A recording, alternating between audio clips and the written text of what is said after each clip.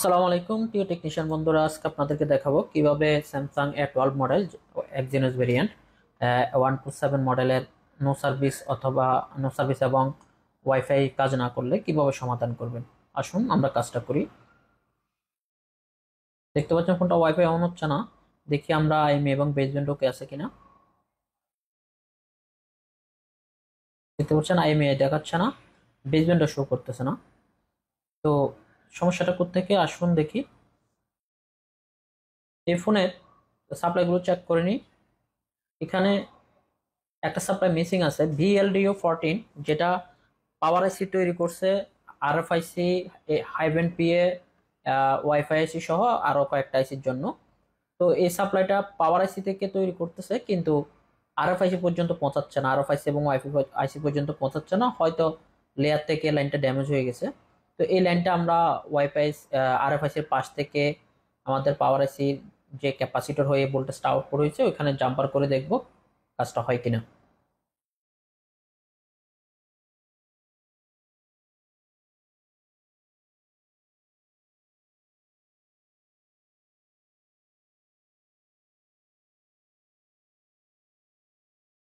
এটা মুখস্থ সলিউশনের কোনো কাজ না, আপনারা সাপ্লাইগুলো চেক করবেন, চেক করে যদি যদি কোনো প্রবলেম পান সেক্ষেত্রে জাম্পার করবেন।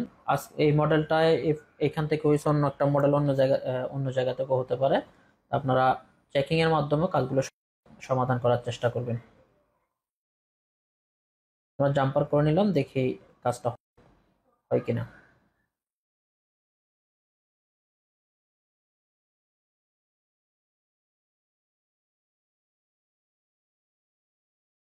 ভোল্টেজের লাইনে সবসময় জাম্পার করার পরে অবশ্যই ইউভি মাস্ক দিয়ে মাস্কিং করে নেবেন, কারণ ভোল্টেজের লাইন যে কোনো সময় শর্টিং বা আশেপাশে যে কোনো কম্পোনেন্টের সাথে শর্ট সার্কিট হওয়ার সম্ভাবনা থাকে।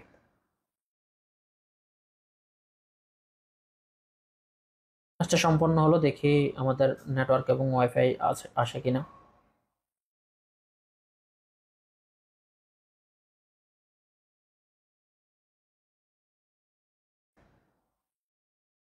দেখতে পাচ্ছেন ফোনটা চালু হয়েছে, এই যে আমাদের নেটওয়ার্কের বার শো করতেছে, ওয়াইফাই অন হচ্ছে দেখা যাচ্ছে, যে আইএমই এবং বেসব্যান্ড চলে আসছে।